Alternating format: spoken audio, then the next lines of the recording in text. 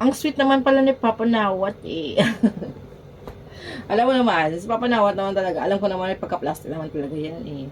Ay, syempre, ano ka ba? Huwag na kayo mag-expect na pinapakita talaga sa social media ay talagang akala mo mabait na mabait na.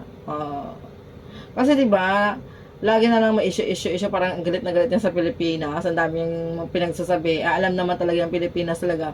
Pag ang Pilipinas, pag ang mga Pinoy talaga pag sumusuporta, talaga susuporta talaga yan, di ba? Pero syempre, tayo mga Pinoy pa rin ay hindi pa rin mapapaawat. Doon, hindi pa rin nagpapadala sa mga nega-nega na mga pinag-ano ni Nawat. Patuloy pa rin, di ba? Hanggang sa naging itong si CJ na ipinadala talaga itong 2024 ay talagang pasang-pasa sa lasa ni Papa Nawat. Ganun. What if mayaman pa siguro si CJ, siguro talagang siya din ang may chance na manalo ng Miss Grand International 2024. Pero kaso lang syempre, itong si Rachel ay mayaman, no? Di ba? Pera-pera nga naman talaga ang labanan. O something like that. Pero, malaking pagsisisi naman. Kasi kitang-kita, yun naman talaga sa video ng Miss Grand talaga ay nanalo si Rachel.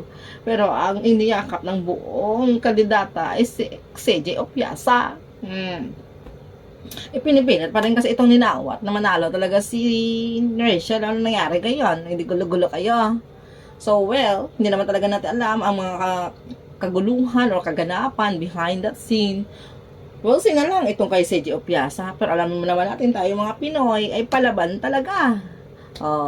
So, alam naman talaga natin kayang-kaya niya kayang-kaya niya dalhin ni CJ Opiasa kasi kayang-kaya niya magbenta ng mga lugod dyan o ginamos o bagoong.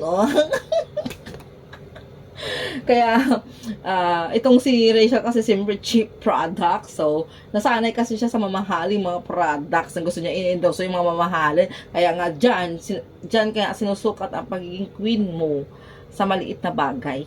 No? Hindi ka queen as a queen para serbisyuhan ka. Ikaw magserbisyo. So, tinatawag na goal mo or ano ba tawag doon? Yung basta ganun. Hindi ko masabi na sa isip kung gusto kong sabihin. Hindi ko masasabi tuloy. Ganun lang naman talaga yung Rachel. Dapat. No?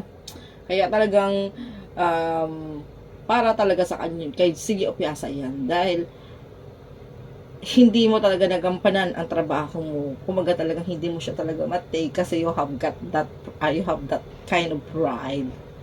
So, mahirap kasi talaga ang sobrang yaman mo talaga. Tapos, people lang pala, magbibinta ka lang ng tissue, magbibinta ka lang ng bago, magbibinta ka lang ng chili place or chili oil or something like that. Kaya kinansawa niyang cheap products.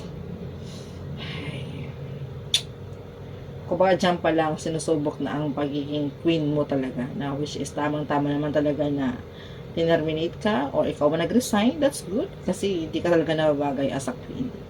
So, ito ang ating kandidata. Alam natin palaban talaga yan. Kayang-kaya niya yan.